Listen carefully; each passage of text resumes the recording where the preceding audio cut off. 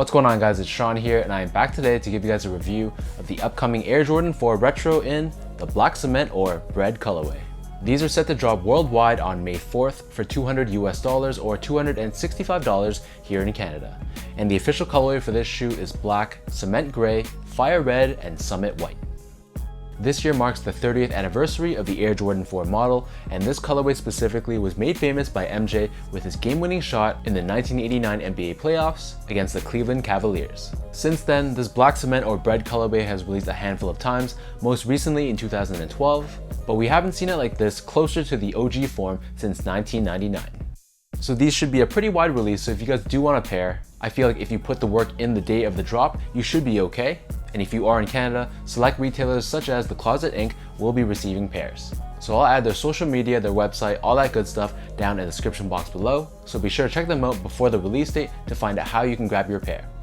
Jumping straight into the shoe, these black cement 4s is constructed using the synthetic nubuck. To the touch, the material feels decent, it's not anything amazing, but it's not absolute garbage either, so I'd say it's kind of run-of-the-mill or average. Peeping out at the base of the tongue, we have this black netting, and then next to this we have this gray plastic piece which holds the laces, which is found both on the bottom 3 and the top 3 eyelets. Covering the midfoot of both the lateral side and the medial side, we have that rubber netting once again. On the back heel, instead of Jumpman Air that was seen on the 2012 pair, finally we have Nike Air back once again.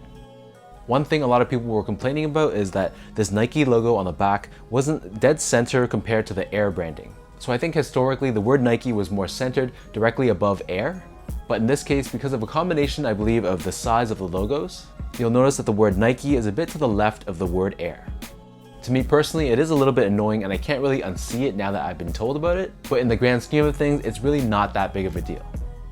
Above this, we have that flap which kind of acts as a pull tab, and I noticed that this flap is a little bit thinner and a little bit more flexible and bendable compared to the 2012 one, which felt much stiffer, and at times, this part would cut the back of my Achilles, especially if I wore low-cut socks.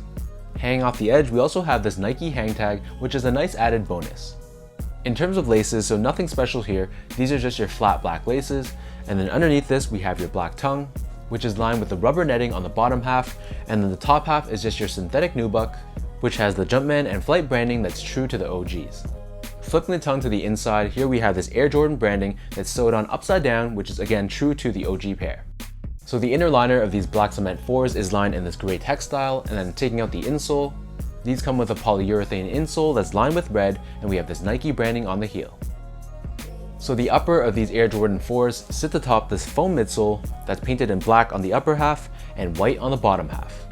Underneath the heel, we have this cutaway that exposes the Nike Air unit found within the midsole, and then covering a good chunk of the forefoot on the lateral side, we have this gray rubber that extends from the bottom sole, and it wraps around the lateral side, the front toe box, and a portion of the medial side. Turning these over to the bottom, so here we have your classic Air Jordan 4 outsole. We have your herringbone traction pattern running from heel to toe, along with this bold Nike logo in the middle, and this is done in red. In terms of sizing, so I know a lot of people have said that these fit true to size, but for me, I've always kind of felt that the Air Jordan 4 runs a little bit more on the snug side.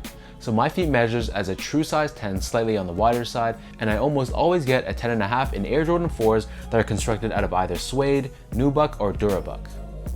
In cases where the Jordan 4 is made out of leather, for example like the white cement 4s, those ones I was able to go true to size with a size 10, but for these guys, for some reason, the toe box always scrunches my pinky toe specifically, and I feel like going up the half size to a 10.5 alleviates that problem.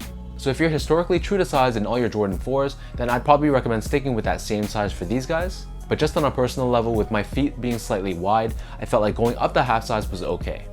Comfort wise, so nothing crazy here, the Air Jordan 4 is okay comfortable in terms of a retro shoe, but again, this is a sneaker from 1989, so don't expect anything crazy. Last but not least, from a quality perspective, so as I mentioned earlier, this synthetic nubuck that's used on the upper is just okay. And then in terms of the paint job, I didn't notice any significant issues or flaws. So overall, I'd say that these are somewhere between your average Jordan retro to slightly on the better side.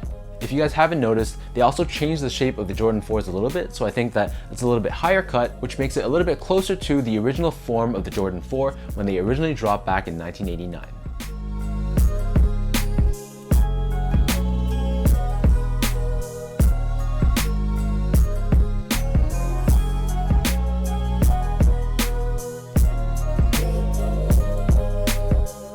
So So with all that being said, now let me lace up these black cement or Bred 4s and I'll show you guys how these look on feet.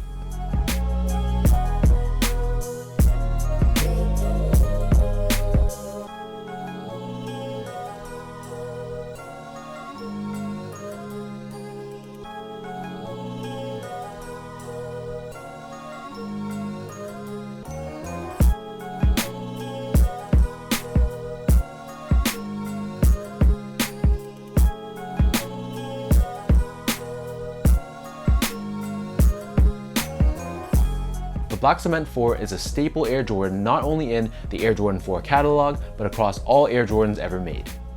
For me, this was a no-brainer pickup, and I'm actually contemplating picking up a second pair just to put on ice. Not only being a classic colorway and iconic shoe, if you don't have any sentimental attachment to this colorway, I feel like black, gray, red, and white is still very wearable, very versatile, and you can easily implement this into your rotation. So let me know in the comment section down below what you guys think of the Black Cement or Bred 4, and if you guys plan to cop a pair this coming Saturday. If you guys like this video, be sure to like, comment, and subscribe if you haven't already. Give me a follow on Instagram at esco8, check out my Twitter at sean.go, and visit my website at seango.ca.